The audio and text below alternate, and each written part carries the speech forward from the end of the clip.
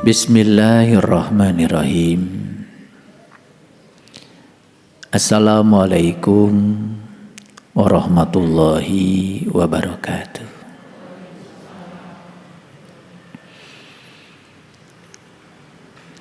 Alhamdulillahillazi anzala sakinata fi qulubil mu'minin liyazdadu imana ma'a imanihim.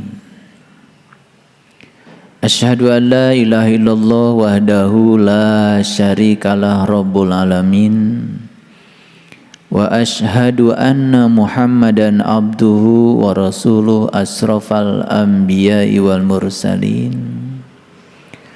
sayyidina muhammadin wa ala alihi wa sahbihi ajmain. Subhanaka la ilma lana illa ma 'allamtana innaka antal alimul hakim. Subhanakallahumma rabbana wa bihamdika asyhadu an la ilaha illa anta astaghfiruka wa atubu ilaik. Astaghfirullahaladzim, astaghfirullahaladzim, astaghfirullahaladzim allazi la ilaha illa huwal hayyul qayyum wa atubu ilaik min jami'il ma'asi wa dzunub la haula wa la quwata illa billahil aliyil azim. Marilah kita hadir di sini saat ini sepenuhnya.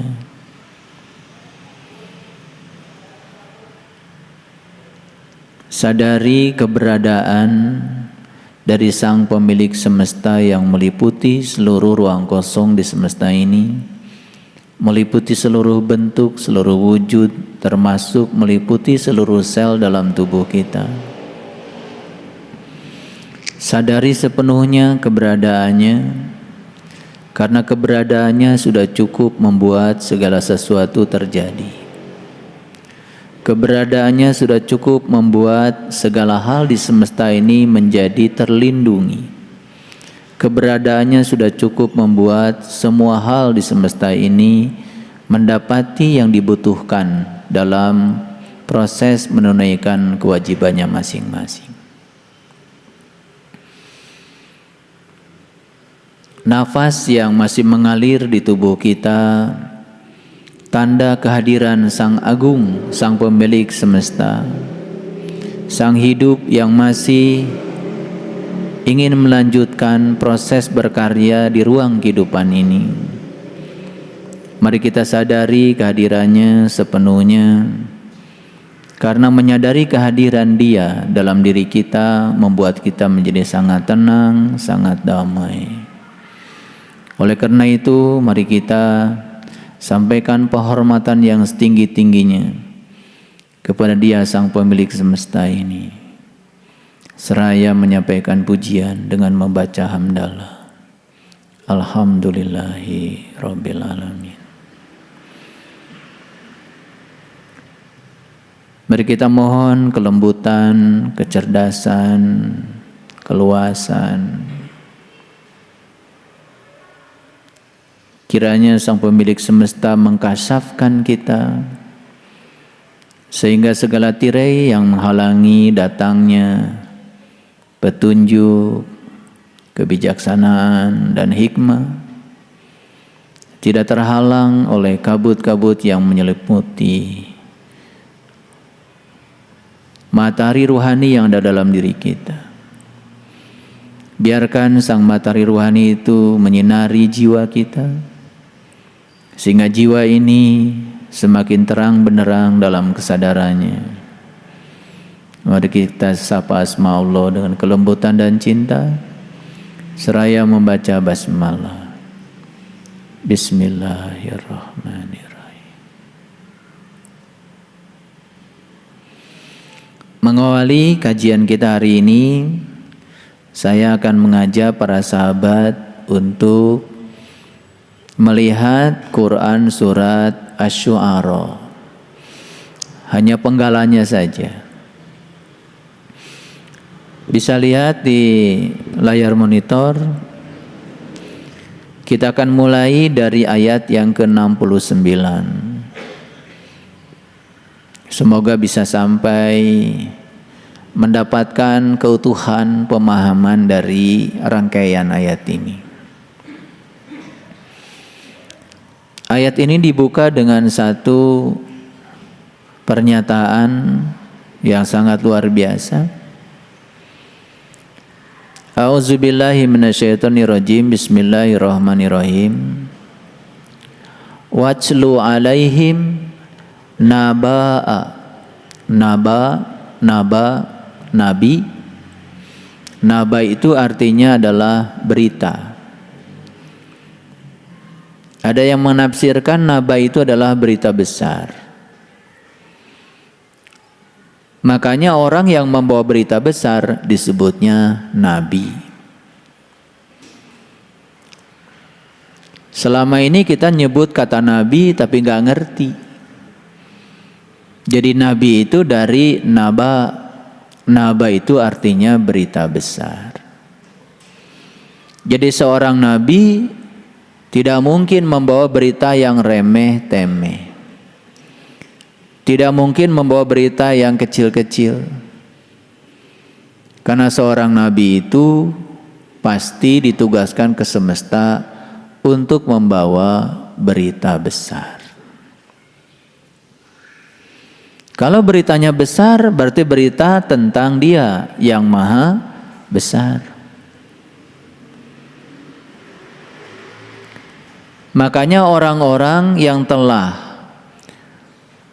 diizinkan untuk mengalami proses inisiasi, meniti ke dalam diri, pengenalan pertama saat dia berjumpa dengan diri sejatinya, di situ dikatakan sesungguhnya hari ini kamu mendapatkan kegembiraan, keberuntungan yang paling besar.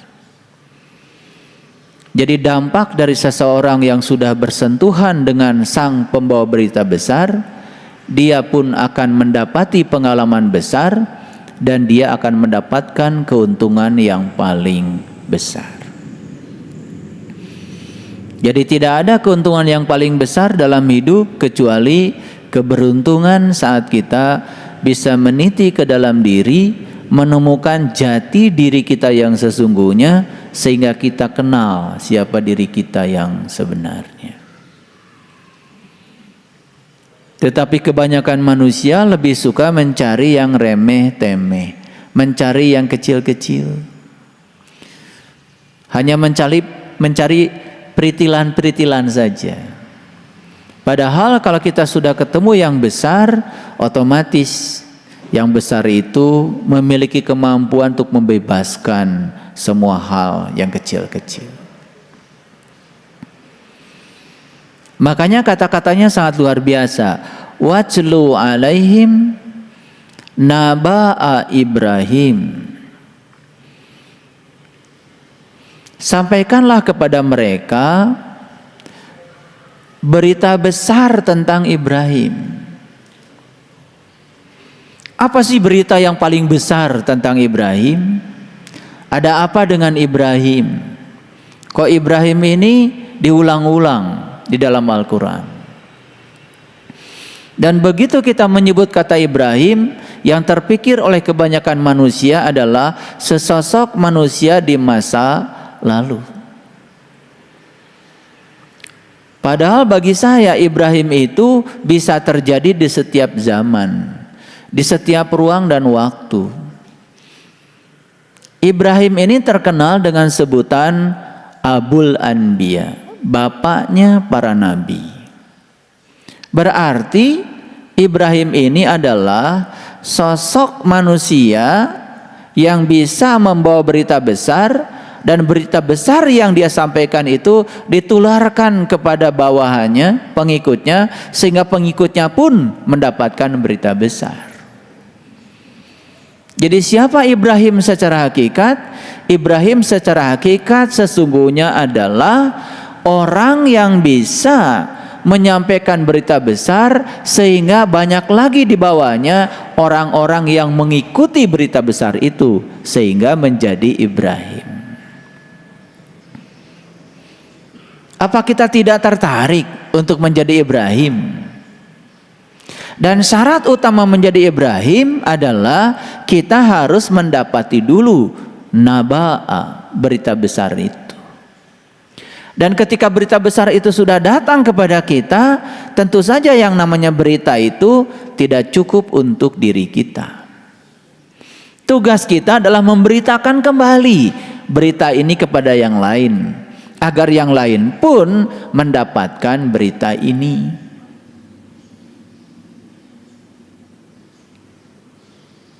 Tentu saja berita yang disampaikan bukan sekedar berita, sebuah pengalaman yang sudah terjadi pada diri dan kita kabarkan kepada orang lain pengalaman ini supaya orang lain mengalami pengalaman yang sama.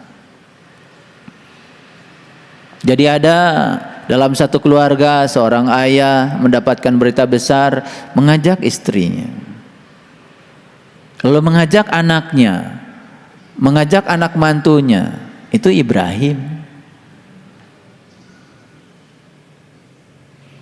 Itu Ibrahim masa kini yang lahir di setiap ruang dan waktu, yang terus menyambungkan wasilah tentang berita besar ini. Bisa paham ya? Makanya kata-katanya sangat sederhana. Wajlu alaihim naba'a Ibrahim. Sampaikanlah ya berita besar, yaitu berita tentang Ibrahim. Lalu apa sih berita tentang Ibrahim yang paling mendasar? Kita lihat dulu ayat selanjutnya.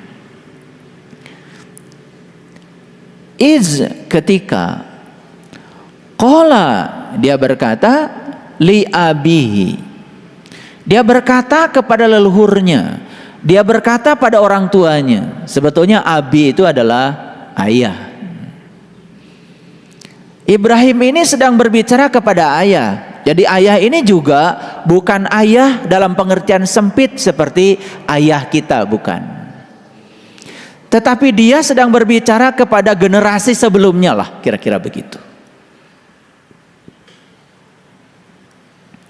Karena kalau dialog ini hanya Ibrahim sebagai anak dengan ayah sebagai orang tua, dialog ini menjadi sempit. Jadi sebetulnya dialog ini antara generasi muda kira-kira dengan generasi tua lah kira-kira. Iz qala li abihi wa qaumihi. Bahkan dialog ini bukan sekedar antara ayah dengan anak dengan ayah, antara generasi muda dengan generasi tua, tetapi generasi muda yang sudah mencapai pencerahan dengan kaumnya yang sudah tua-tua. Kira-kira begitu gambarannya. Apa sih beritanya? Ma ta'buduna. Apa sih selama ini yang kamu sembah? Jadi dimulai dengan sebuah pertanyaan, apa sih selama ini yang kamu sembah? Ini pertanyaan dari generasi yang sudah mencapai pencerahan kepada mereka yang terlahir lebih dulu tetapi masih dalam kegelapan, kira-kira begitu. Jadi ayah beserta konco-konconya lah, kira-kira begitu. Pertanyaannya, ma ta'buduna, apa sih yang kamu sembah selama ini? Dan hampir semua orang kalau ditanya di semesta ini, apa yang Anda sembah? Dia akan menyebut kata Tuhan dalam versi kotaknya masing-masing. Yang agama A akan menyebut Tuhan dengan sebutan sesuai dengan A. Yang agamanya B akan menyebut Tuhan sesuainya agama B. Bahkan ada yang memahami seakan-akan itu Tuhan itu hanya milik kotaknya sendiri. Padahal Tuhan itu cuma satu, Tuhan yang meliputi semesta raya, Tuhan yang meliputi semua makhluk, Tuhannya setiap manusia. Makanya di penghujung Quran surat An-Nas, di penghujung Quran yaitu surat An-Nas, itu ada pernyataan yang sangat indah, sangat universal. Qul a'udzu birabbin nas. Yang ada itu adalah Rabbin nas, Tuhannya manusia.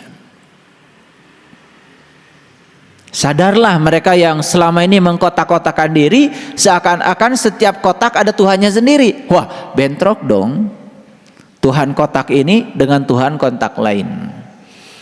Bahkan seakan-akan Tuhan di kotak ini menyuruh menyerang Tuhan di kotak yang lain. Banyak dong kalau begitu Tuhan. Karena kita terjebak oleh sebutan yang berbeda, seakan-akan kita punya pemahaman bahwa Tuhan itu setiap kotak berbeda. Padahal Tuhan itu satu adanya, dan setiap manusia diliputi oleh Tuhan yang satu itu. Tetapi Tuhan yang satu membebaskan setiap manusia untuk menyebut dengan sebutan yang berbeda. Karena memang beliau sendiri kan tidak bernama awalnya. Menjadi bernama kan karena disebut saja oleh sang manusia itu yang ingin menyebut nama Tuhannya. Bahkan pada ujung yang lebih dasar lagi, orang yang sadar sudah tidak terjebak lagi oleh yang namanya sebutan. Yang paling penting adalah sudah tahu yang disebut. Nah, selama ini ketika kita menyebut sebutan, itu disebut mengingat. Padahal itu sebetulnya baru menyebut. Jadi mengingat itu bukan menyebut.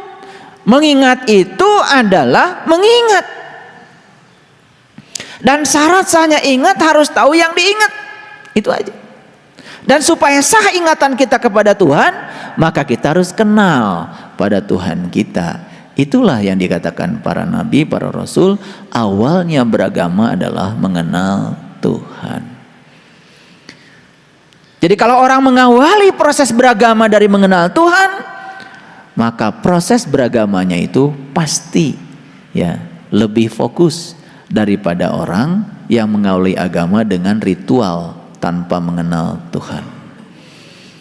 Makanya kata-kata Syekh Abdul Qadir Jailani sangat luar biasa. Agama akan kehilangan eksistensinya apabila penganut agama itu setiap saat sibuk mengamalkan sesuatu yang dia tidak tahu. Dan ternyata banyak sekali contohnya. Banyak yang sibuk dari sejak kecil bahkan melakukan ritual agama. Begitu sudah tua, akumulasinya kelihatan.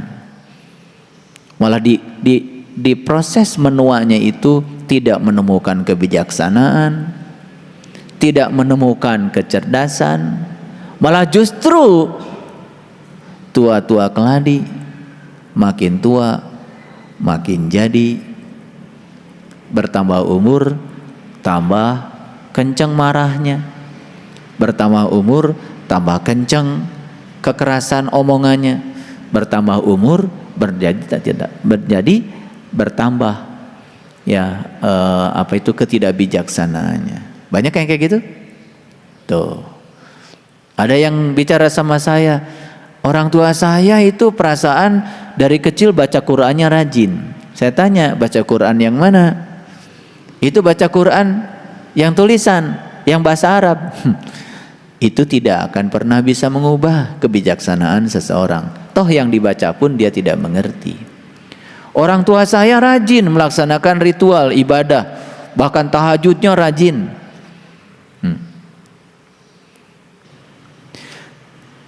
Tahajud itu adalah bangun malam. Tahu artinya malam? Malam itu kegelapan, ketidaksadaran. Jadi saat kalian tidak sadar, gelap, bangun. Jadi saat kita sadar dalam ketidaksadaran, itulah tahajud. Dan bisa terjadi setiap saat. Paham? Saya bukan anti tahajud yang tengah malam, itu boleh saja, asal ngerti aja tahajudnya. Tapi kalau kalian terus melakukan itu tiap malam gak ngerti, ya terjebak oleh rutinitas lagi. Tidak akan menemukan kepuasan apa-apa, ya. badan cara rangkel, sirah nyeri, pinggang sakit, udah. Habis duduk berdiri sing seremen. Nanti kita akan bahas itu. Semoga nanti nyampe ke situ tuh. Biar ngerti. Sekarang bisa nggak tahajud? Bisa. Begitu, saya ngomong kasar tadi. Jangan-jangan orang tidak nyaman dengan omongan saya. Saya bangkit mulai hari ini. Saya nggak ngomong kasar lagi. Tahajud. Bangun malam. Paham? Itu hakikatnya. Nah, syariatnya apa? Ya syariatnya lakukan tahajud, lakukan tahajud, tahajud. Oke. Ketika ia berkata kepada bapaknya dan kaumnya, izqala li abihi wa qaumihi. Dia berbicara bukan hanya kepada bapaknya, termasuk juga pada kaumnya. Apa yang dibicarakan? Yang dibicarakan ma ta'buduna. Apa sih yang kamu sembah? Ini kalian nih dulu ketika ditanya. Habis sholat, waktu sholatnya gini, Allahu Akbar. Mulai jalan-jalan ke pasar, ke dapur, bikin jadwal, terus baru Assalamualaikum, Assalamualaikum. Coba orang yang model gitu ditanya, tadi ibu habis sholat? Iya dong. Nyembah siapa bu? Allah. Untung saja Allah itu diam. Diam bagi orang yang berisik sebetulnya. Karena Allah itu tidak pernah diam. Dia itu mutakalliman. Dia itu maha berfirman. Nih saya sedang mendengarkan suaranya. Keras banget suaranya itu. Keras. Dan Allah itu setiap saat tidak pernah berhenti bicara. Jadi kalau orang-orang yang selama ini ya tidak bisa mendengarkan suaranya Allah, karena suara Allah tertutup oleh kebisingan pikiran kalian sendiri. Kalau kalian bising, suara itu tidak terdengar. Mereka yang sudah damai kolbunya, sudah damai pikirannya, bahkan suara itu nyaris begitu jelasnya. Dan suara itu setiap saat hadir. Yang tidak bisa mendengar suaranya, sederhana aja. Coba kalian nyetel musik yang kalian ingin dengar, tapi di luaran begitu banyak suara, kan bergabung tuh suaranya dengan kebisingan. Jadi yang kita dengar nyaris tak terdengar. Betul? Gitu. Makanya ngaji itu harus praktek.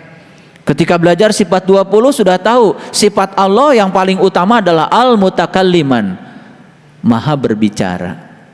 Kalau dia maha berbicara, kenapa kok kita tidak bisa mendengar suaranya?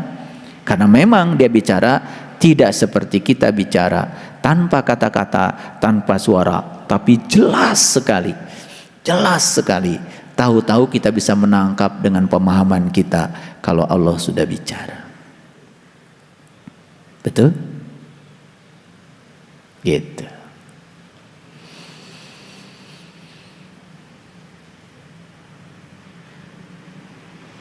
Dan saat kita ditanya siapa yang kamu sembah, dan kita mengatakan Allah, untung saja orang yang bising tidak mendengarkan suara Allah.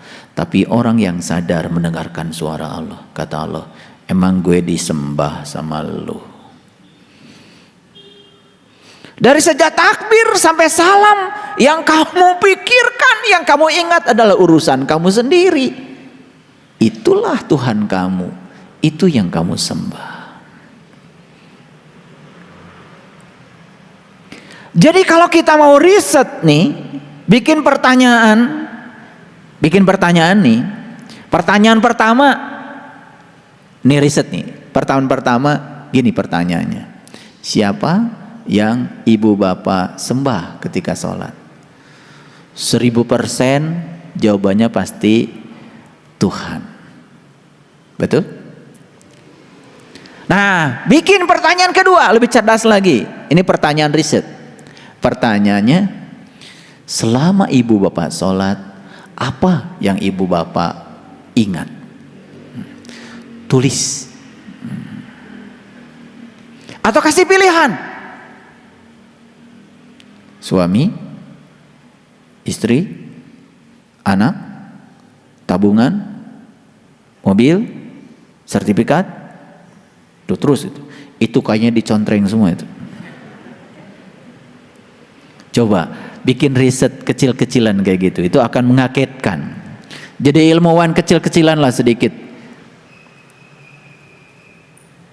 Dan ilmuwan itu sudah bisa memprediksi karena dia boleh berhipotesa dengan pengalaman risetnya. Dan boleh kita berhipotesa. Kira-kira dari hipotesa kita dicontreng nggak semua itu? Tadi ingat ke dapur, contreng nggak? Ingat cucian, contreng nggak? Pasti kan? Ini bukan persepsi, ini hipotesa. Nah itu pertanyaan kedua. Pertanyaan ketiga lebih keren lagi. Jadi menurut Al-Quran, seseorang itu dikatakan menyembah Tuhan apabila selama dia menyembah Tuhan yang diingat cuma Tuhan. Apakah yang Bapak Ibu sembah itu Tuhan atau yang ditulis tadi?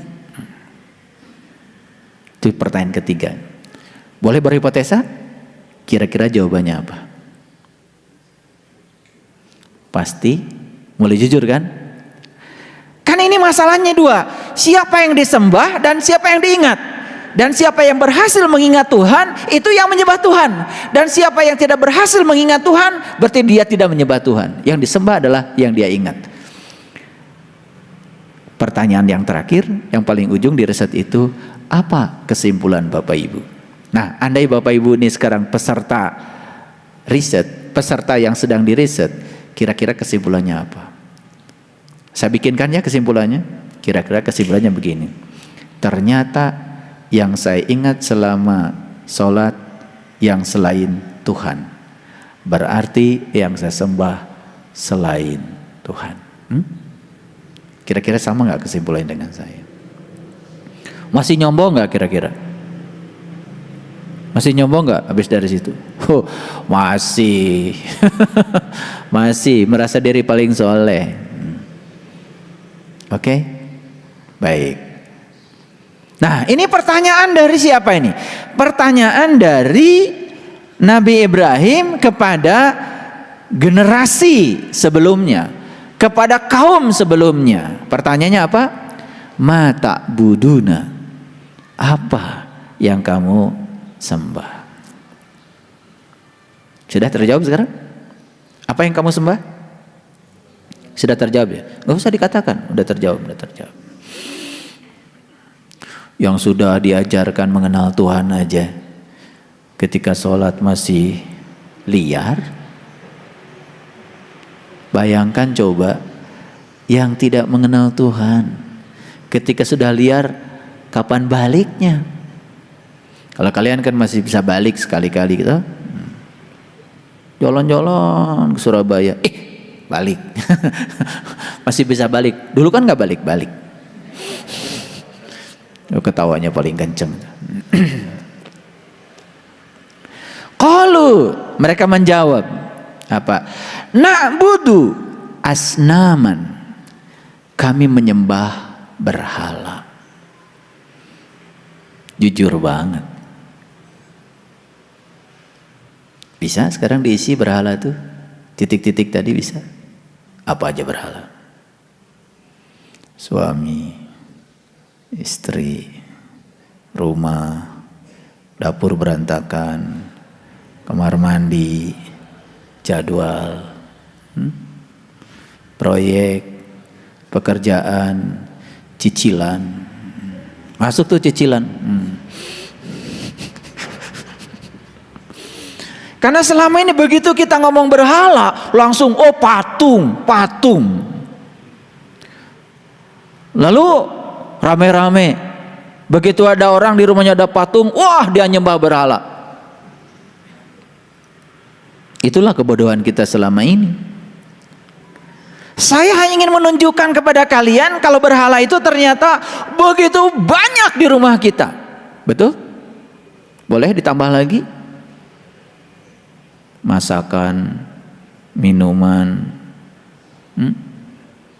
banyak? Banyak. Pokoknya gini deh, apa saja yang kalian ingat ketika kalian sedang sholat, itulah berhala. Bahasa Qur'annya asnaman, berhala. Karena kalau saya tidak jelaskan begini, suka salah kaprah nih kita mikirnya. Berhala patung. Alhamdulillah di rumah saya emang nggak ada patung. Terus emangnya kalau punya patung di rumah apa bahayanya? Yang bahaya itu bukan patung, yang bahaya itu sifat patung. Karena sifat patung itu diam, tak berdaya, dan tidak berubah. Patung Bung Karno begini pertama kali diresmikan, sampai sekarang begini. Tidak menjadi begini. Jadi siapa patung itu? Patung itu simbol dari mereka yang tidak mau berubah. Yang hobi marah nggak mau berubah, patung. Yang pelit nggak mau berubah, patung. Kira-kira di ruangan ini ada patung nggak? Ayo acungkan tangan. Emang patung nggak bisa acungkan tangan. Jadi kalau ada yang acungkan tangan, itu pasti bukan patung. Yang tidak acungkan tangan, patung. Karena patung tidak bisa mengacungkan tangan. Saya nggak pernah nyindir, nggak pernah. Nyindir tuh nggak enak. Kalau saya nggak pernah nyindir, langsung aja bicara. Makanya kalau di ruangan pengajian kita, begitu kita bicara setan, kita hadirkan setannya. Karena kalau setannya dihadirkan, kita menggunjing setan. Tambah mulia tuh setan. Betul nggak? Mau bicara iblis, hadirkan iblisnya supaya kita tidak menggunjingkan iblis. Mau bicara Fir'aun, hadirkan Fir'aunnya biar kita tidak menggunjingkan Fir'aun. Kan selama ini kalau orang ngaji kan bicara Fir'aun, oh itu dulu ada orang namanya Fir'aun. Betul nggak? Dia itu katanya mengaku Tuhan. Fir'aun itu dosanya kecil, cuman mengaku Tuhan. Kalian mah malah jadi Tuhan. Nggak terima lagi nih. Ini Fir'aun nggak terima loh. Enak aja. Saya nggak pernah ngaku Tuhan. Yang ngaku sih nggak pernah. Coba kalian habis sholat ngapain? Bukannya ngatur-ngatur Tuhan. Jujur nih. Habis sholat kan apa yang kalian lakukan? Doa. Doamu apa isinya? Permintaan bukan? Isi permintaanmu apa? Ngatur-ngatur Tuhan kan? Supaya Tuhan ngikutin keinginanmu. Betul? Ini ngaku Tuhan atau jadi Tuhan? Nah yang ngaku Tuhan itu namanya Fir'aun.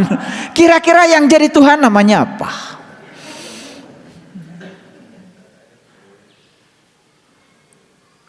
Ini karena kita nggak sadar.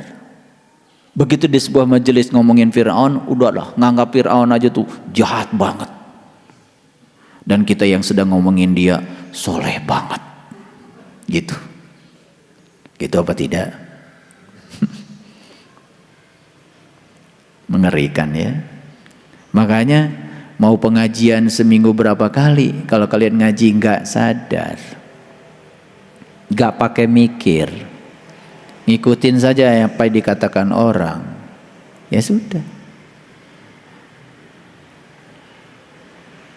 Begitu ngomongin iblis, saya nanya jujur nih, apa yang terpikir sama kalian?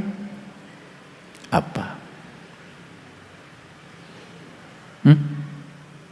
Apa yang dipersepsi kita ketika ada orang bicara iblis? Apa? Makhluk gaib. Jahat apa tidak? Jahat. Tapi kalian pernah nggak tahu kejahatan iblis apa? Mau saya tunjukkan sekarang?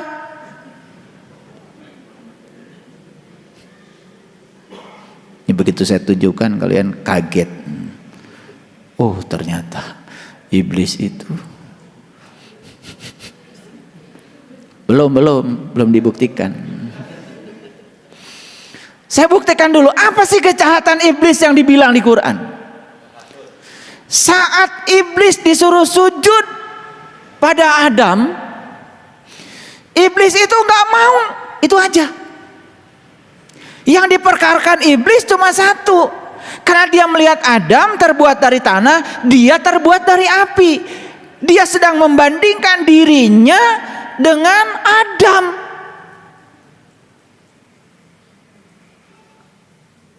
Itu yang membuat iblis tidak mau sujud pada Adam, terhalang oleh penglihatannya yang dangkal. Terhalang oleh penglihatannya yang dangkal. Itu iblis. Karena iblis itu saat melihat Adam, dia lihat Adam. Tapi malaikat ketika disuruh sujud pada Adam, dia langsung sujud. Yang dilihat malaikat bukan Adam, yang dibalik Adam. Siapa itu? Hakikat Adam. Terasa bedanya sekarang? Ulangi lagi. Kayaknya ini belum cerdas, ini belum. Matanya masih kelihatan bingung. Jadi iblis itu, ya, dia itu penglihatannya masih terhalang. Yang dilihat oleh iblis itu bukan hakikat Adam, Adamnya. Yang dilihat malaikat itu hakikat Adam, yang dibalik Adam, sang keberadaan. Bisa bedakan iblis dan malaikat? Bisa. Oke, saya kasih contoh sekarang. Ada orang marah-marah sama kalian. Yang kelihatan oleh kalian itu orang atau yang dibalik orang? Orang kan? Tuh kan iblis langsung hadir. Ternyata iblis tuh pakai jilbab. Pakai kacamata.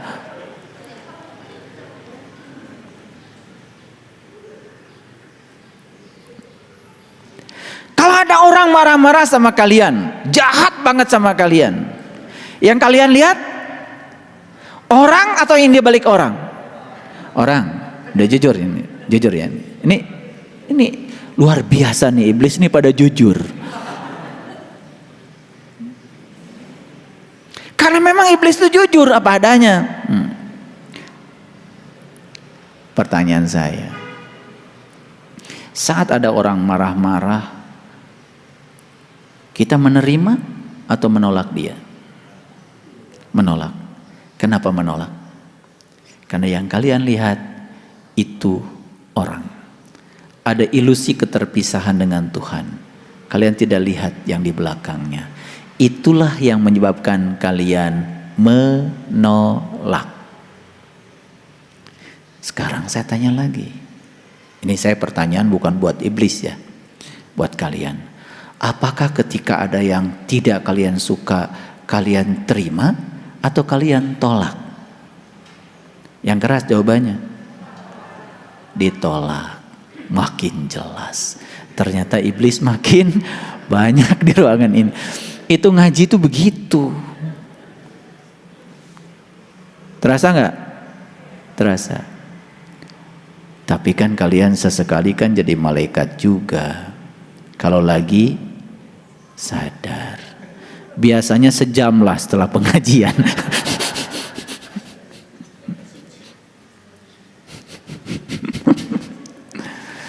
Iya, biasanya begitu. Sebelum melewati batas suci. Jadi kalau sudah batas suci udah kelewat tuh, yang di depan masjid tulisan batas suci kelewat, biasanya udah langsung belis lagi. Nah, apa Apa pesan saya? Pesan saya sederhana. Kita selama ini ngaji itu kebanyakan keluar. Bicara iblis di luar. Bicara setan di luar. Bicara malaikat di luar. Betul? Coba begitu kita tarik ke dalam. Oh ternyata Musa saya, Ibrahim bisa jadi saya. Ya, Fir'aun bisa jadi sesekali saya. Iblis bisa jadi saya. Setan sesekali bisa jadi saya. Itulah saya. Ada yang salah? Gak ada. Salah itu ketika kita menilai buruk. Dan penilaian buruk berasal dari pikiran. Biarkan saja semua berevolusi. Toh kita pun sedang belajar, bukan? Betul nggak? Nah, pertanyaan dari saya. Jadi iblis itu enak nggak? Ini pertanyaan terakhir tentang iblis. Karena kita mau masuk ayat berikutnya. Jadi iblis itu enak nggak? Kok nggak enak tapi betah ya? Baik, kita teruskan. Qalu na'budu asnaman panadallu laha akifin. Mereka menjawab, kami menyembah berhala-berhala dan kami senantiasa tekun menyembahnya. Betul? Betul apa tidak?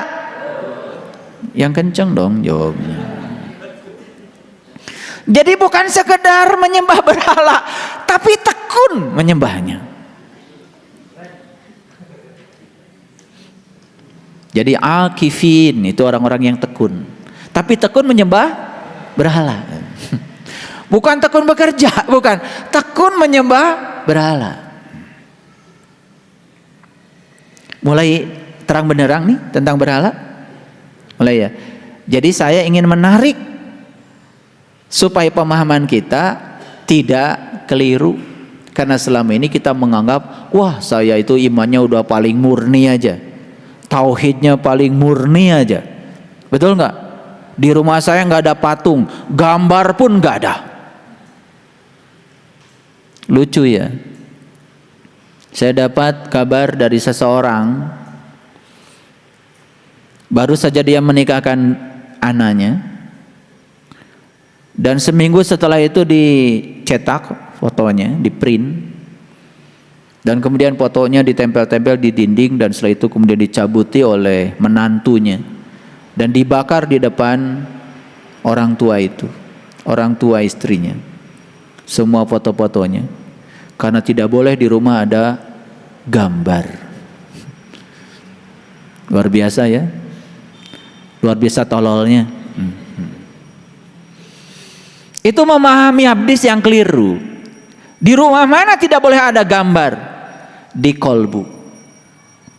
Gambar tentang apa? Gambaran-gambaran tentang Tuhan. Karena Tuhan tidak bisa digambarkan. Makanya temui dia. Dia akan bertajalli di kesadaranmu sebagaimana dia adanya. Jadi ketika ditanya, yang mana Tuhan? Ya itu. Yang mana? Ya itu. Yang kayak gimana? Ya itu. Gak usah dilayani pertanyaan itu. Yang kayak gimana, warnanya apa? Gak usah dilayani. Ya itu. Di luar apa di dalam? Tidak di luar, tidak di dalam. Di atas apa di bawah? Tidak di atas, tidak di bawah.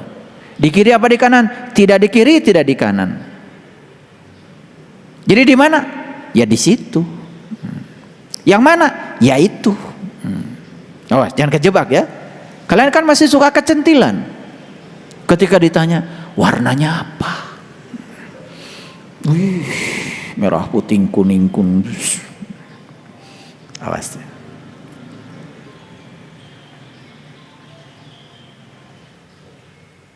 Awas. Peringatan dari saya. Tafakkaru fi khalqillah wala tafakkaru bi zatillah. Kamu boleh memikirkan ciptaannya, tapi kamu tidak boleh membahas zatnya. Saksikan dia apa adanya. Falamma tajalla rabbuhu lil jabal, ketika dia bertajalli di puncak kesadaranmu, sudah terimalah itu apa adanya. Clear? Clear? Hati-hati bicara. Biasanya begitu kita mulai menginjakkan kaki di dunia spiritual, mulai itu ada euforia. Banyak ngomong, banyak cerita. Perbanyak diam, karena diam itu emas.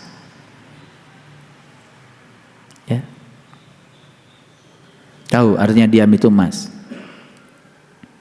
Biasanya itu terjadi kalau istri minta emas, maka suami diam. Itu diam itu emas. Tekun apa tidak? Dulu kan tekun banget tuh nyembah berhala. Makanya uring-uringan, pusing, terjebak oleh ada dan tiada, terjebak oleh benar salah, terjebak oleh baik buruk. Karena kita masih mengidentifikasi diri sebagai pikiran yang terjebak oleh itu semua, bukan sebagai kesadaran. Makanya tempo hari saya nyanyi lagu Ebit ya, Menjaring Matahari. Oleh karena itu maka kita jangan mengidentifikasi diri kita sebagai pikiran. Ya, karena pikiran itu terjebak oleh dualitas. Kabut. Sengajakah engkau mewakili pikiranku? Jadi kabut itu mewakili pikiran, karena kabut itu hitam putih. Dirimu bukan kabut, dirimu langit yang biru. Langit tetap aja biru, mau kabutnya putih, mau kabutnya hitam, anteng aja langit biru. Pekat hitam berarak menyelimuti matahari. Begitu kalian mengidentifikasi jadi pikiran, sudah matahari rohaninya diselimuti oleh hitam. Lihat orang-orang yang masih dikendalikan pikiran, hidupnya kayak apa? Gelap, kemarahan, kebencian, iri hati, dengki, dendam, hidup kayak gitu, neraka.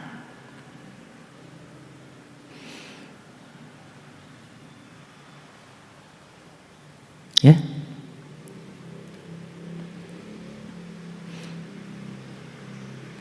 Aku dan semua yang ada di sekelilingku merangkak menggapai dalam gelap.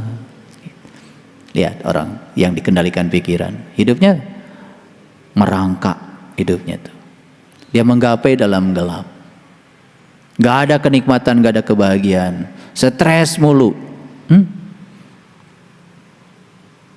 Hati-hati kalian marah-marah di rumah. Karena setiap kata yang terlontar dari mulutmu terekam itu. Di dinding, terekam di kayu, terekam di air, terekam di kursi. Nanti kalau ada tamu yang datang, gak betah tuh tinggal di kursimu. Baru sebentar masuk ke rumah, udah gelisah. Gak betah, karena apa? Semua benda-benda yang di rumah itu sudah menyerap semua energi potensial yang dilontarkan lewat gelombang mekanik dari kata-kata yang kotor.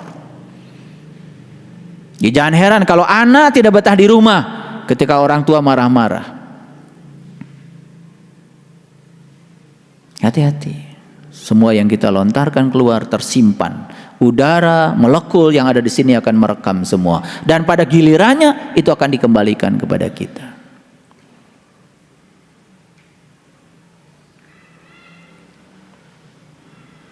Itu hukum timbal balik. Mendung, benarkah pertanda akan segera turun hujan deras, agar semua basah yang ada di muka bumi.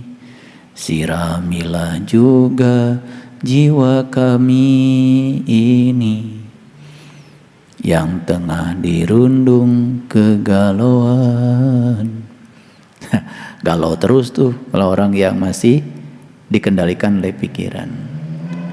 Saya mau nanya. Ini pertanyaan buat kalian, bukan buat iblis. Yang tadi udah selesai episode iblis. Pernah galau nggak?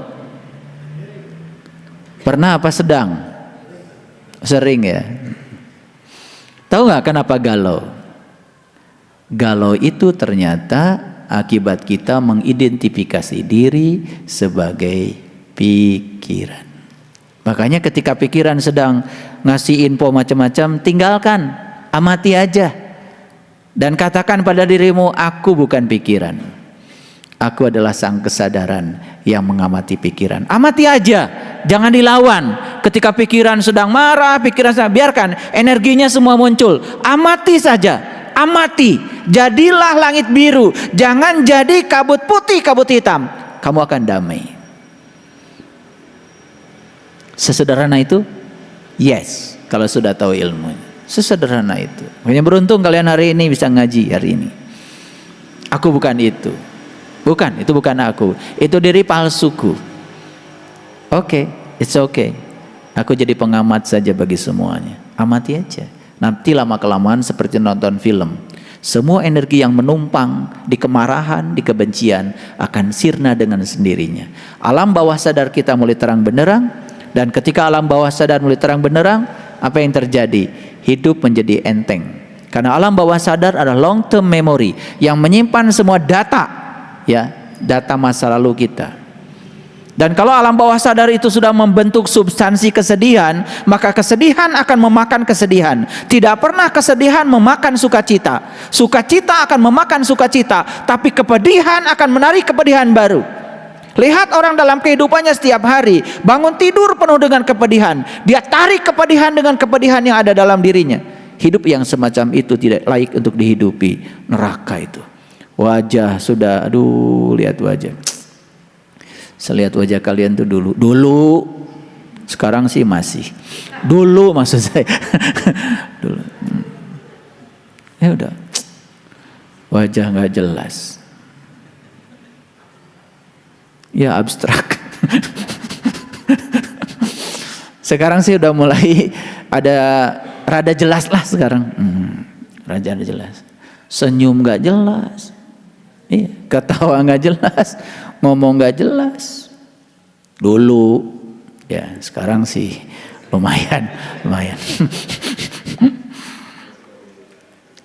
Kami menyembah berhala-berhala dan kami senantiasa tekun menyembahnya. Keren gak bahasa Quran ini? Keren kalau diterapkan pada diri kita. Betul gak? Sadar gak bahwa sebetulnya ayat ini bersesuaian dengan kita? Sadar gak? Sadar. Oke, lanjut.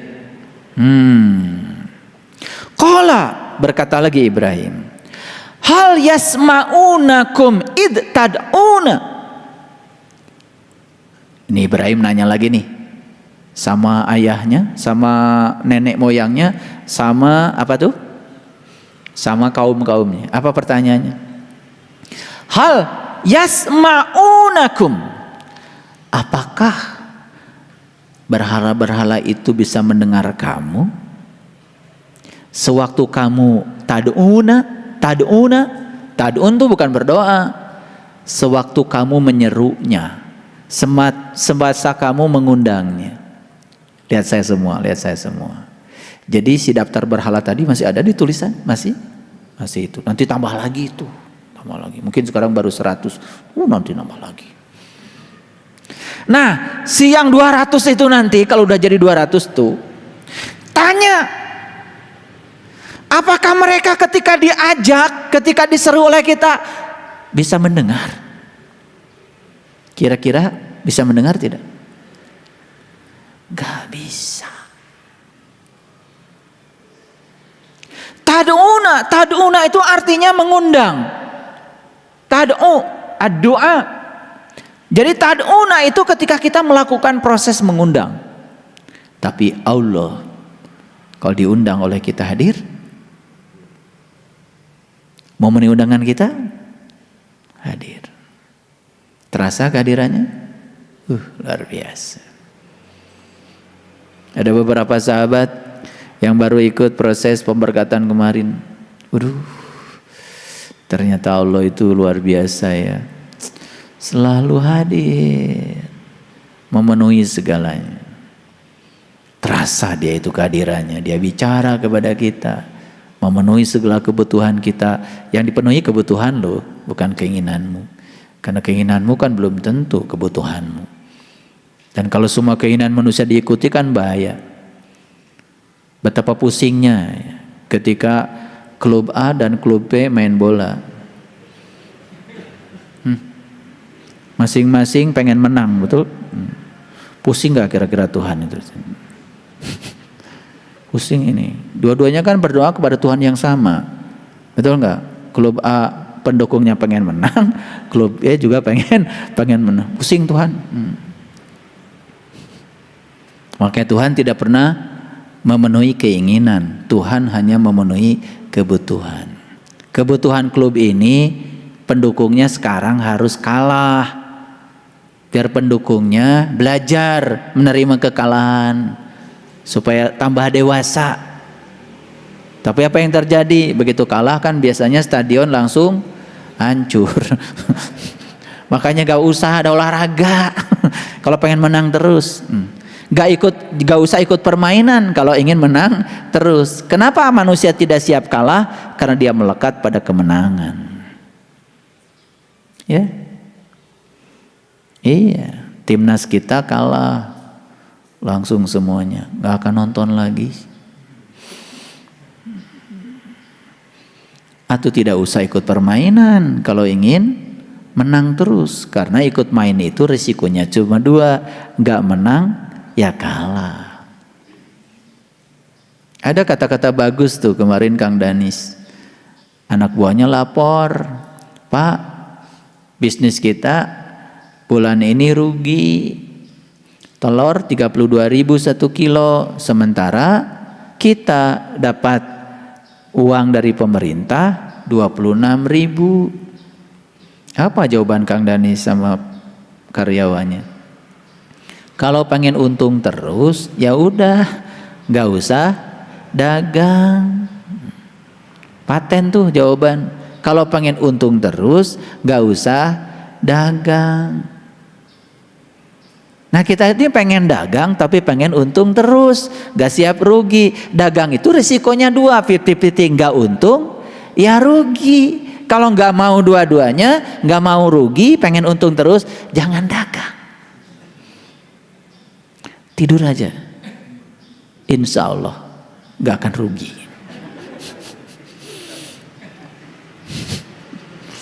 Ya, jadi suka melawan hukum alam, aneh. Kita lanjutkan. Jadi tadi pertanyaan kan dari Ibrahim pada siapa? Pada mereka-mereka yang menuhankan berhala tadi. Apakah berhala kamu itu bisa mendengar? Jawabannya apa? Ya jelas tidak dong. Tapi kok selalu didengarkan? Padahal tidak bisa bicara. Ayat berikutnya, au yanfa'unakum au yadurrunakum. Apakah mereka bisa memberi manfaat kepada kamu? Apakah mereka bisa memberi mudarat kepada kamu? Jawabannya pasti tidak. Itu yang 200 daftar berhala itu pasti akan dapat jawabannya. Qalu, mereka menjawab, bal wajadna aba'ana kadzalika yaf'alun. Sebenarnya kami hanya mendapati, hanya melihat leluhur-leluhur kami dulu ya begini. Betul? Jadi kan sebetulnya kita ini selama ini menjalani hidup itu produk dari apa yang diajarkan lingkungan kepada kita, produk dari apa yang diajarkan mereka yang telah duluan datang ke sini. Betul? Betul. Kalau di sebuah keluarga ada tradisi seperti ini, semua keturunannya ngikut. Kalau di masyarakat ada tradisi begitu, semua ngikut. Kalau di masyarakat itu baca Yasin pakai speaker, semua anak cucunya kalau baca Yasin pakai speaker. Kalau nggak pakai speaker, rasanya nggak baca Yasin. Karena mereka itu melihat contohnya, mereka yang datang. Padahal Yasin itu buat diri sendiri, buat yang baca, buat yang dengar. Bahkan sekarang Yasin buat orang mati. Begitu sakit di rumah sakit, sekarat, Yasin aja pasti. Jadi Yasin itu kok buat yang sekarat, padahal Yasin itu buat yang hidup, supaya saat sekarat itu bisa pulang. Nah karena contohnya seperti itu, terus saja contoh itu menular. Makanya jawabannya tepat kan? Apa yang dikatakan mereka? Wajadna aba'ana kazalika yaf'alun. Kami ini hanya ngikutin saja apa yang bapak kami, leluhur kami, generasi sebelum kami melakukan itu. Ngikut saja. Betul apa tidak? Coba Bapak Ibu. Jadi orang sabar aja. Begitu dimarahin, ngalah. Dimarahin lagi, ngalah. Akan datang gak tuh? Akan datang gak orang? Kok kamu ini sabar banget sih? Saya jadi gregetan deh sama kamu. Apa perlu saya serang ke sana sekarang juga? Menawarkan diri tuh, si belis. Betul? Karena pada umumnya kalau ada orang yang marah, ya marahin lagi. Ketika kita tidak marah, orang marah kan dianggap tidak mengikuti leluhur. Betul nggak? Betul nggak? Nah, udah ngaji kesadaran dengan saya seperti ini, ya harusnya sadar ketika orang marah, sebetulnya dia sedang marah pada dirinya sendiri. Saya tidak akan terluka kalau saya tidak mengizinkannya, maka saya damai-damain saja. Orang mau suaranya keras, orang mau suaranya kasar, itu urusan dia dengan dirinya sendiri. Aku sih aku saja, tidak terpengaruh oleh apa kata orang tentang diriku. Kalau kita terus terpengaruh oleh orang, terus kapan kita mau bahagia? Mau lari ke hutan emangnya kita? Paham? Paham apa tidak? Lanjutkan gak ngajinya?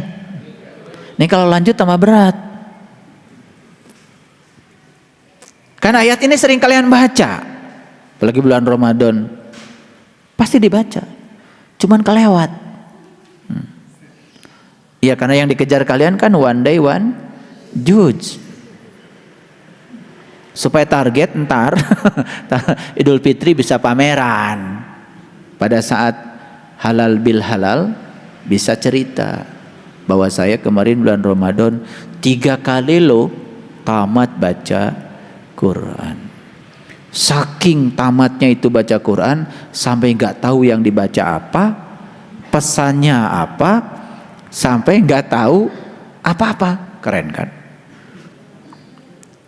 Pakai dalil sedikit biar kelihatan bijaksana. Karena menurut para bijak, sebetulnya belajar yang paling bagus itu hasil akhirnya tidak tahu apa-apa. Wih, keren, bijak lah itu, luar biasa. Bijak banget itu. Karena menurut Aristoteles, pakai Aristoteles lagi. Itu memang Aristoteles yang bilang begitu, ya. Jadi puncaknya ilmu itu nggak tahu apa-apa. Bener itu, sampai nggak tahu apa-apa. Ditanya Al-Baqarah nggak bisa jawab, Ali Imran nggak bisa jawab. Ditanya yang pendek saja surat Al-Ikhlas nggak bisa jawab. Karena puncaknya ilmu nggak tahu apa. Keren banget. Udah dibungkus lah pakai kain kehormatan, itu udah bijaksana banget. Baik, kita lihat. Ini semoga bisa sampai ke inti-intinya.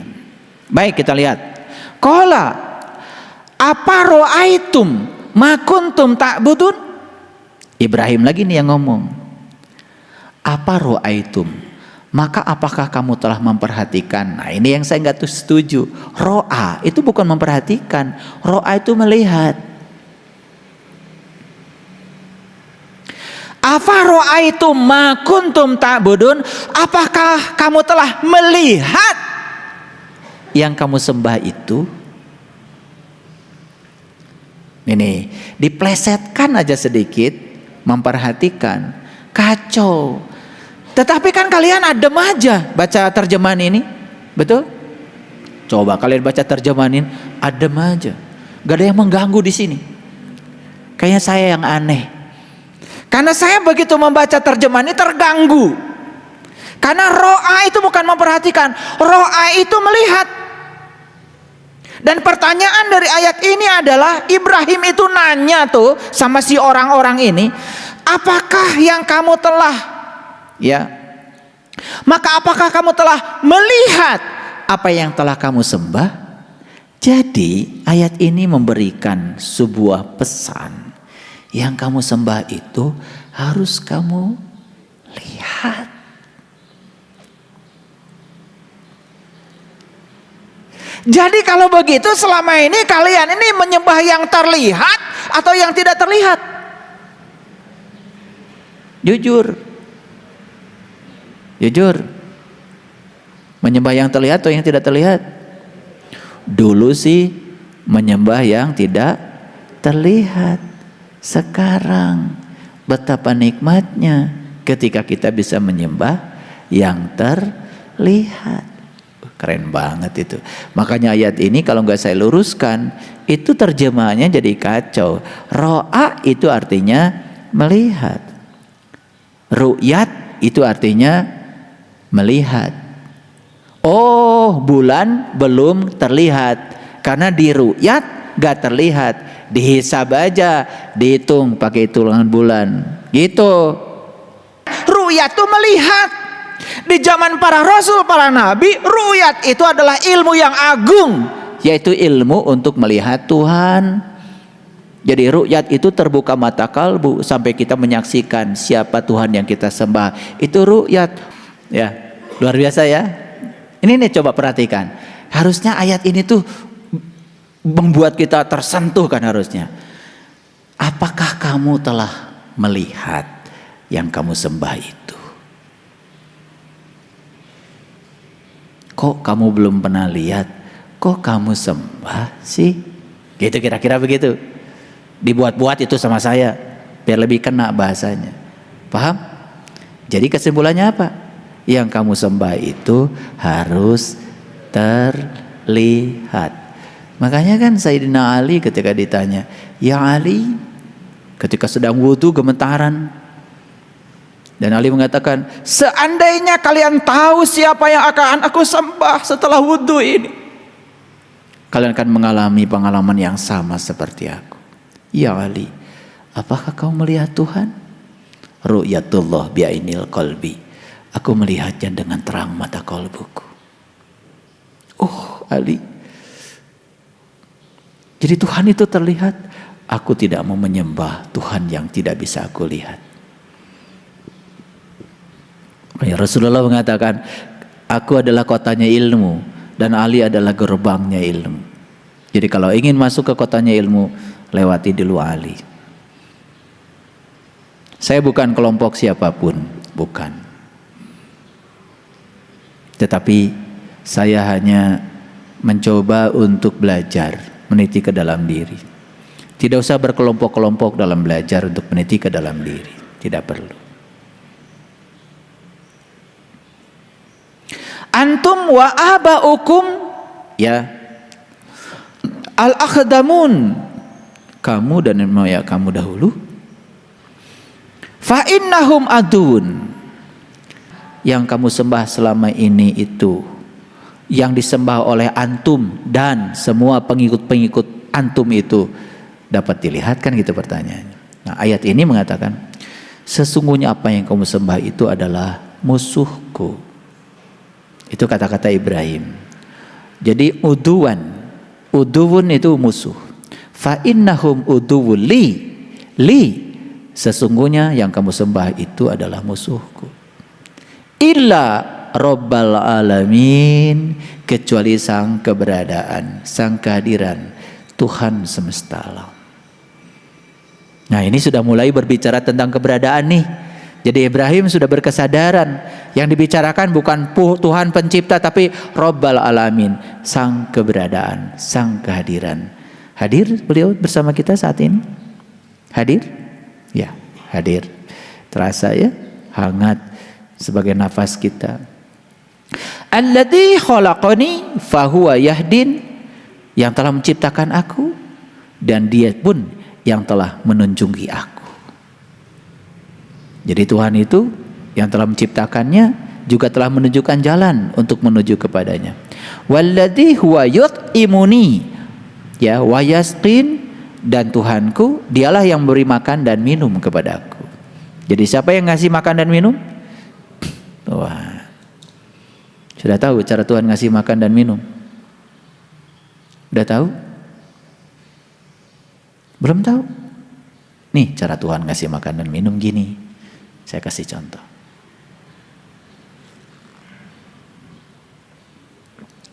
Siapa yang ngasih minum sama saya?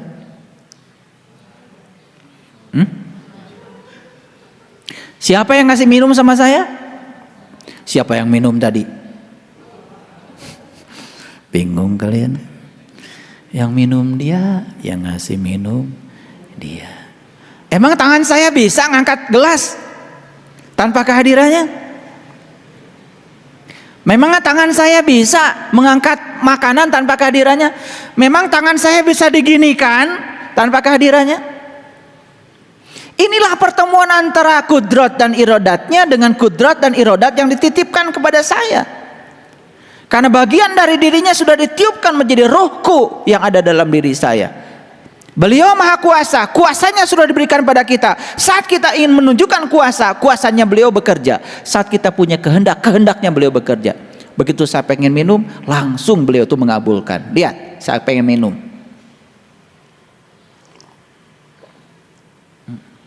Dikabulkan? Begitu saya pengen, dikabulkan.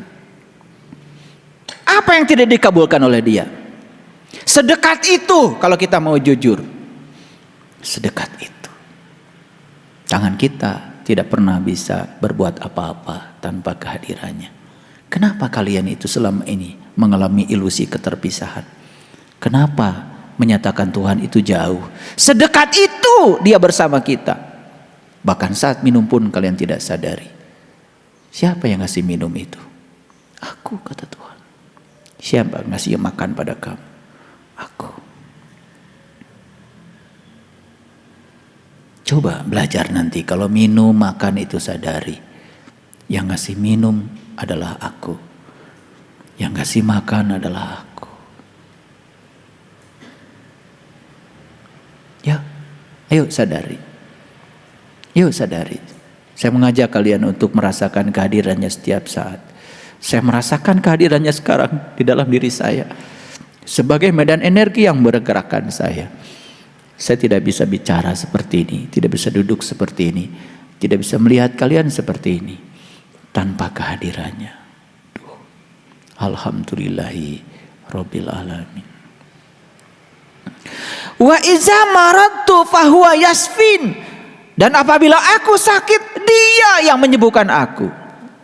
Lihat kata-katanya. Ketika aku sakit. Sakit itu dari mana? Dari aku. Bukan dari Allah. Allah tidak pernah menciptakan sakit, tidak pernah menciptakan penyakit. Ketika aku sakit, sakit itu urusanmu dengan dirimu sendiri.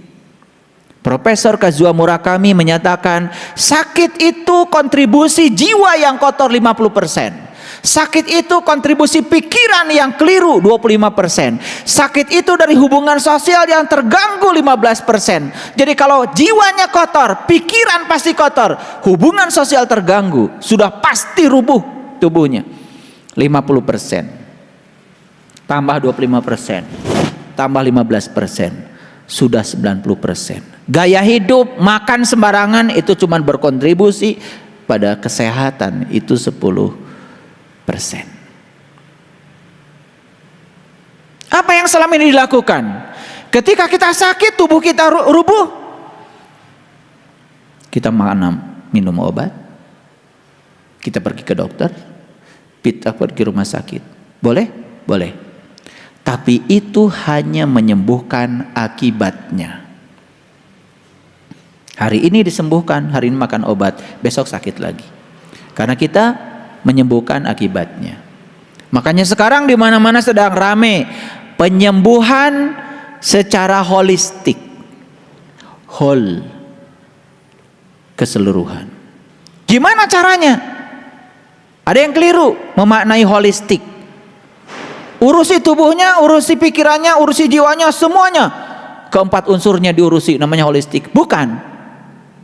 tindakannya satu saja, tapi hasilnya holistik. Jadi kalau kontribusi penyakit tubuh ini 50% berasal dari jiwa, urusi jiwa. Siapa jiwa? Siapa jiwa? Dan ketika kamu sakit, Dia yang menyembuhkan aku. Ketika aku sakit, Dia yang menyembuhkan aku. Gimana cara proses menyembuhkan diri kita? Tingkatkan saja kesadaran jiwa kita.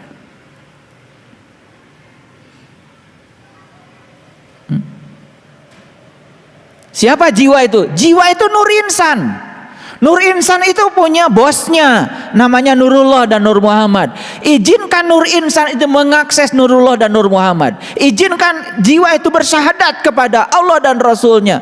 Izinkan dia untuk mengakses alam-alam yang tinggi.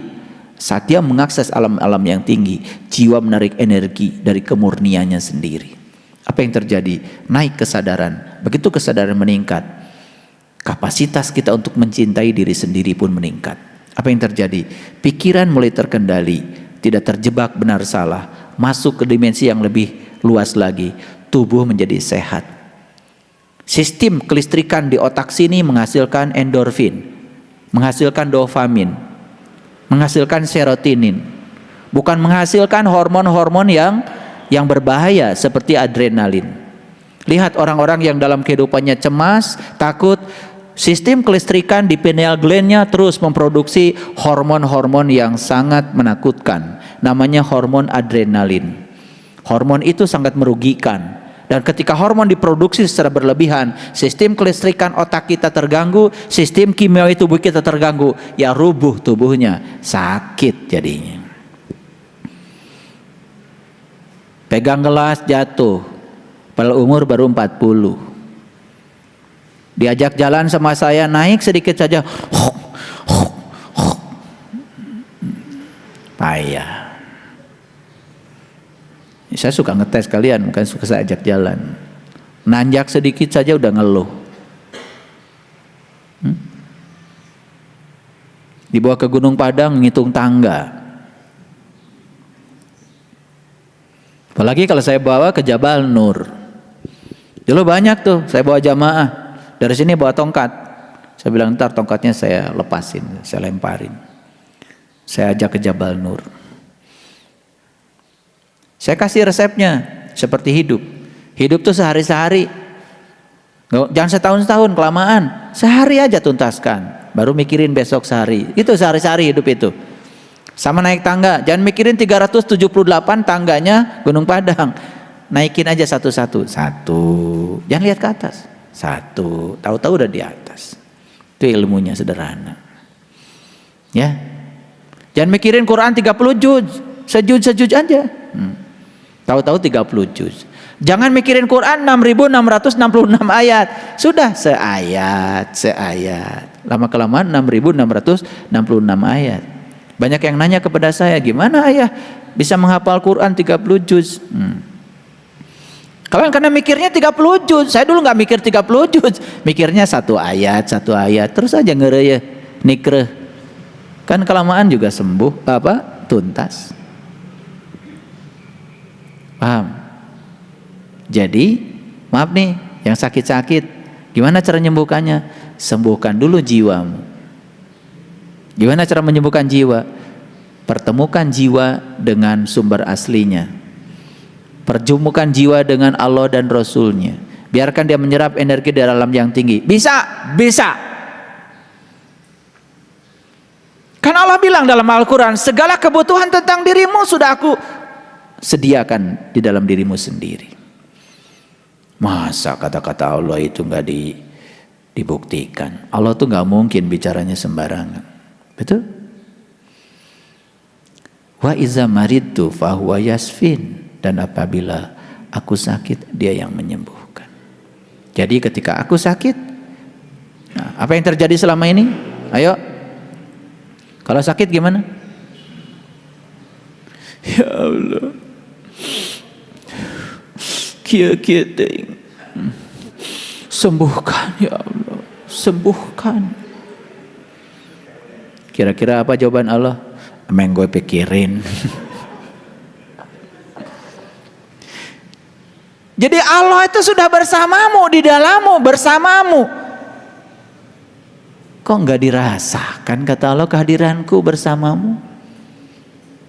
Aku manunggal, aku menyatu, tidak pernah terpisah dari dirimu. Sadari saja. Sadari saja kehadirannya. Makanya kalau tubuh ini sedang sakit, pertama pahami bahwa organ tubuh kita sedang memberikan sinyal kepada kita. Tubuh sedang bicara. Dengar.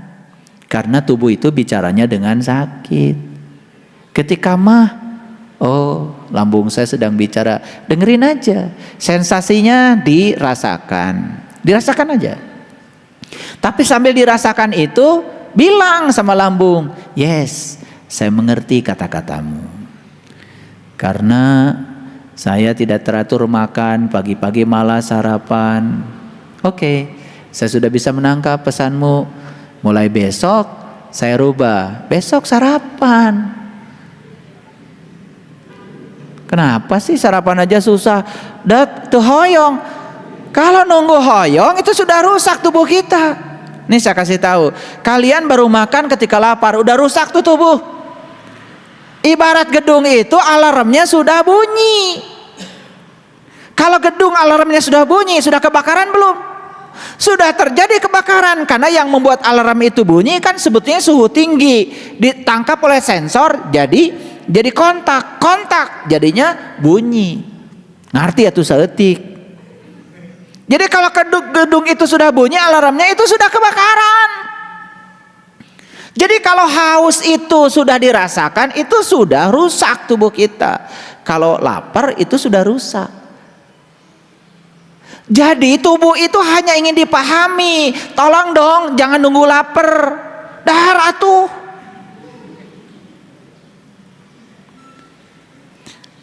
Jangan nunggu haus. Makanya minum setiap jam. Minum setiap jam. Bade ngaleut teu hoyong. Terus we teu hoyong. Ngabelaan hoream. Rajen teh ari kersa teh nginum. Ah herang ieu mah. Kudu nu ngadagleg wae si eta mah.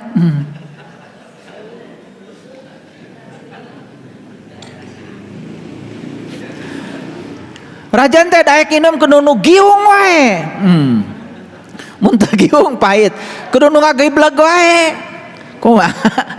Teu karunya-karunya teh kanu awak. Ciherang, haneut sakdik. Jangan berlebihan juga. Ada juga yang abdi mau resep cipanas, hati-hati. Mun panas teuing itu usus jadi terluka. Nyakola saeutik. Tubuh kita itu paling tinggi suhunya 36 derajat. Makanya minum yang paling bagus itu cai haneut, lain cai panas. Ieu mah regot. Ya rusak. Karena usus dan lambung kita begitu dapat air panas terluka. Minum wae can lulus. Tong tiis teuing, tong panas teuing, haneut kuku disebutna teh sekitar suhu 3 sampai 36 derajat. Itu mun panas keneh tong diuyup. Iya mah begitu ningali ka kafe, kopi panas 10.000. Kopi dingin 20.000. Neng, kopi panas. Dasian kaburu dingin, bayaran 20.000, buru-buru diuyup. Aduh. Ternyata nutis mah mahal. Dasian kaburu tiis. Nutis mah 20.000. Jadi mumpung panas diuyup we. Udah 10.000. Jadi ngaji spiritual itu harus ada ketawanya. Ya, biar sehat. Ketawa itu sakral, ketawa itu suci. Ya, kalau udah bilang, oh, tong seuri, setan. Nah, eta nu setan teh nu nitah tong seuri. Ya, jadi ketawa itu sakral. Lihat orang-orang yang jarang ketawa, lihat. Jika juring. poek we banget. Tidak ada endorfinnya ya gitu. Ketawa, nyanyi. Ya, makanya kalau saya kan ngecek kemajuan spiritual kalian, saya suruh joget aja. Dari joget tuh saya lihat, ya jangan kemana-mana ya. Iya, hese. Lengan kamana, suku kamana. Iya, kalau tujumpalik. Terbalik dah diajar spiritual. Jadi kalau orang yang spiritualnya tinggi itu bebas, tidak jaim. Disuruh nyanyi, disuruh joget aja nikmati. Joget tang nurutan batur. Yang batur gitu turutan. Beda. Kahayang awak sorangan we kumaha gitu ya. Gitu ya, Ayah Asep.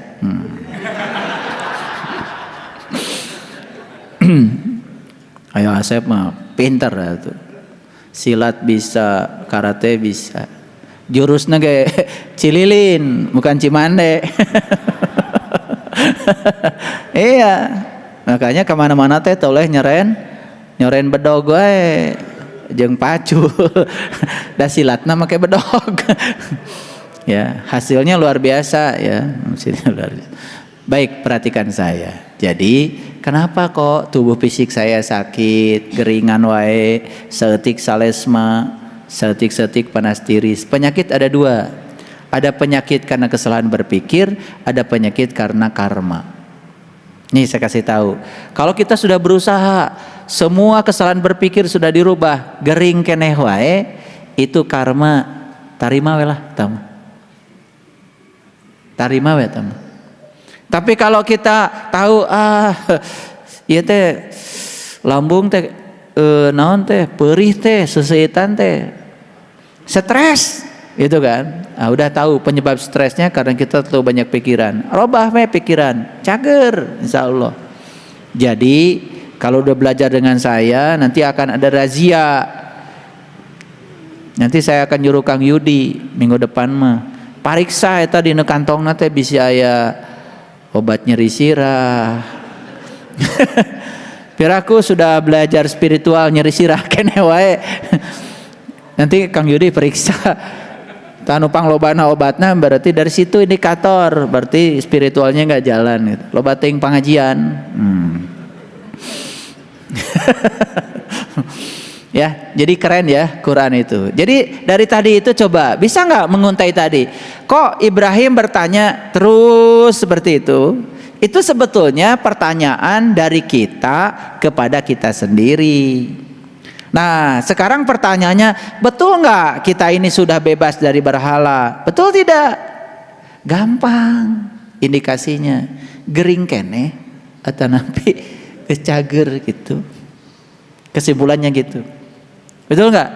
Jadi kalau kita sekarang ini sudah sehat, penuh keceriaan, penuh sukacita, sudah jadi sumber keindahan, sumber cinta bagi semesta. Siapapun orang rindu bertemu kita, itu teh sehat, berarti itu spiritualnya udah mulai benar.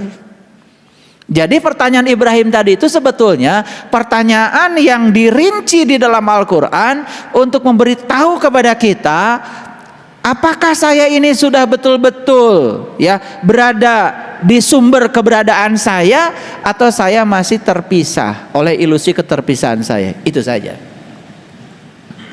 Makanya kalau diurut tadi kan pertanyaan Ibrahim itu pertanyaan tentang ketuhanan, bukan? Kenapa kok ujug-ujug pertanyaannya kok urusan gering, urusan sakit? Kan kelihatan gak nyambung. Jadi ayat ini memberikan isyarat kepada kita, sebenarnya kalau spiritualitas seseorang itu sudah bagus, kesadaran sudah bagus, tandanya itu sehat. Nah gimana kalau saya kan sudah tua, udah gak bisa lari seperti dulu lagi? Gak apa-apa, itu hukum alam. Hukum alam. Tapi tua dalam keadaan sehat beda dengan tua geringan. Karena kelihatan ya kalau orang yang di sininya masih mumet, udah ya kelihatan. Banyak permisinya. Lihat kayak Ayah Asep tuh, sehat. Makanya di Cileunyi disebutnya Rambo. Ya, tahu Rambo? Rambutnya bodas. Iya, kalau jalan kemana-mana nggak pernah pakai sandal, nggak pakai sepatu, makanya sehat, gitu. Padahal usianya sudah luar biasa, masih mencung, masih maco, gitu. Pikiran bebas, merdeka. Jadi kalau belajar agama itu terlalu banyak rasa bersalah, akibat kita mendengarkan terlalu banyak hukuman dan ancaman, tinggalkan itu, nggak benar itu. Sautik-utik neraka, tong ngaji di tempat gitu, ya nanti jadi rusak ya alam bawah sadar kita, betul nggak? Makanya agama itu rasa bersalah, ngagambarkan Allah teh tukang nyiksa, mengazab, hayo we Allah teh kitu, lain Allah eta mah si eta, ya Allah mah teu kitu, maha pengasih, maha penyayang. Allah itu tidak pernah menghukum. Saya kasih tahu, Allah tidak pernah menghukum. Dia cuman mengingatkan kita supaya kita tambah baik. Itu saja. Kenali makanya Allah. Tong percaya kasih eta. Allah teh sautik-sautik mengazab. Cenah jiga hayam toh diasupkeun ka nu drum, diangkat. Eta mah tukang hayam. Jauh-jauh. Iya. Di belum cenah dinusunu eta mah tukang bakar ikan, lain Allah. Maksudnya Allah gitu, Allah mah teu kitu. Allah maha pengasih, maha penyayang, welas asih. Allah luar biasa, hoyong eueut langsung panangan digerakkeun, leres. Iya, atel tuh langsung we Allah mah sugan kadoa lah, ya Allah atel ya Allah, punten ya Allah, ya panangan katuh abdi ya Allah atel ya. Nunggu dikabulkan dulu, ente begitu atel tuh langsung bagernya Allah. Jadi Allah nusok nuna eta mah Allah ciptaan ibu bapa menang sorangan Allah na kitu, da Allah mah teu kitu. Karaos itu. Jadi udah setengah 12, kita tutup saja kajian kita. Semoga semua yang saya sampaikan menjadi berkah. Seringnya kalian datang ke sini mendapatkan energi yang berkah dari sini. Bawalah energi itu ke dalam kehidupan, praktekkan. Kalau sudah tahu, praktekkan. Agama menjadi eksis kalau kita mempraktekkan yang kita tahu. Praktekkan dalam kehidupan, insya Allah. Ya, saya selalu support. Ya, semoga kalian semua selalu damai, sehat, bahagia, berkelimpahan rezeki tanpa batas. Jangan dibatasi Allah dengan pikiran kita. Ya, jangan minta bis sama Allah. Siapa tahu Allah mau ngasih pesawat. Minta motor ke Allah. Kalau teh tadi narik di berebes. Dan minta motor ke sepeda. Ya, cing atuh ka Allah tong kitu-kitu teuing, ya. Allah Maha Kaya itu buktikan bahwa Dia Maha Kaya, akan mencukupi semua kebutuhan hambanya. Ya, itu harus kuat menghadapi kehidupan. Siapkan diri kita menghadapi segala kontradiksi dalam kehidupan. Terima kasih. Assalamualaikum warahmatullahi wabarakatuh. Tadi saya menyebut-nyebut Ayah Pur, nih Ayah Pur tuh yang ini yang paling ganteng belakang, yang pakai batik. Selamat datang Ayah Pur. Jadi Ayah Pur sudah memberikan wakaf Quran ini ke masjid. Para sahabat yang ingin belajar Al-Quran sekaligus belajar bahasa Arab, ingin cepat mendapatkan pemahaman, silakan nanti gantian. Mungkin diatur sama Mang Ujang siapa di rumah siapa, biar dicatat ya kalau yang mau belajar. Lebih bagus mungkin yang bagus itu pinjam ya. Kalau pinjam itu nanti dibaca. Ari boga sorangan masuk di asupkeun lomari. Nginjem lah, tapi dibatasin ya. 2 hari kudu beres, dah gitu. Meh dibaca. Gitu. Ya. Nah, selanjutnya Ayah Pur juga memberikan. Ayah Pur nih ulang tahun yang keberapa Ayah Pur? Ulang tahun yang keberapa? Yang ke-60? Oh akan ya, akan 66 ya. Oh belum ulang tahun ya? Oh belum ulang tahun tapi udah ngasih makan. Nah banyak-banyak aja kayak gini biar didoakan ya. Jadi kalau mau akan ulang tahun ngasih makan duluan. Ya, terima kasih. Assalamualaikum warahmatullahi wabarakatuh. Terima kasih ya Ayah Pur. Tambah berkah rezekinya. Assalamualaikum warahmatullahi wabarakatuh.